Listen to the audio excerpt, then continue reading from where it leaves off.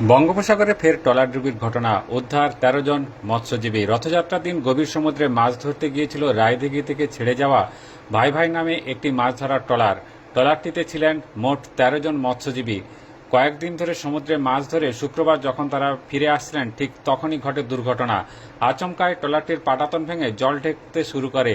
দ্রুত পরিস্থিতি হাতের বাইরে চলে যায় এবং কিছুক্ষণের মধ্যে ট্রলারটি সম্পূর্ণভাবে ডুবে যায়। তবে সৌভাগ্যবশত আশেপাশের অবস্থান করছিল আরেকটি ট্রলার। আব্বা মায়ের দোয়া নামে একটি ট্রলার তাৎক্ষণিক ছুটে আসে, দ্রুত উদ্যোগ নিয়ে ১৩ জন মৎস্যজীবীকে জীবিত অবস্থায় উদ্ধার করে। মৎস্যজীবীদের সকলে সুস্থ রয়েছেন এবং বর্তমানে তাদের রায়দিঘি ঘাটে নিয়ে আসা হয়েছে। তবে ভাই ভাই ট্রলারটি এখনও উদ্ধার করা সম্ভব হয়নি এবং তা গভীর সমুদ্রে ডুবে রয়েছে। ঘটনার পর স্বাভাবিকভাবেই আতঙ্ক ছড়িয়েছে সমুদ্র পাড়ের অন্যান্য মৎস্যজীবীদের মধ্যেও। ডুবে গেছে, আমাকে দেখা পাচ্ছি খুব ভেঙে পড়েছেন, কি বললেন? হ্যাঁ, আমার একটা ট্রলার ছিল, জোরে বলুন। বছরেই কিনেছিলাম। কিনে ফার্স্ট ফিশিংয়ে পাঠানোর পরে শুক্রবার দিনকার পাইয়েছিলাম। বাংলায় ছিল ১২ তারিখ রথের দিন। রথের দিনকার। আজকে শুক্রবার দিনকার বেলা ৩টে সাড়ে ৩টের সময় খবর পাই যে তোমার ফিশিং ট্রলারটা ডুবে গেছে। আমি তৎক্ষণিক বলে আমার লোকজনগুলো কোথায়, তা বলে লোকজনগুলো উদ্ধার হয়েছে।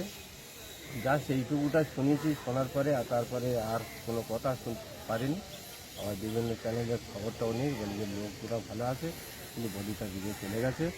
কতজন মৎস্যজীবী ছিল? ছিল মোট মাঝি সহ করে ১৩ জন টোটাল মৎস্যজীবী ছিল। কিভাবে তাদেরকে উদ্ধার হলো? এই ট্রলারটা উদ্ধার করেছে আব্বা মার দয়া আর পায়েল, দুটো বডি। দুখানা বডি মিলে কোনো রকম লক্ষ্যটা উদ্ধার করেছে, নিয়ে তাদেরকে ফিরে এটা কি শনিবার দিনকার ভোর ৫টার সময় এসে পৌঁছেছে। বঙ্গোপসাগরে ওখানে ডুবেছে? হ্যাঁ, কেঁদে থেকে বাইরে ওখানে। কি চাইছেন আপনি?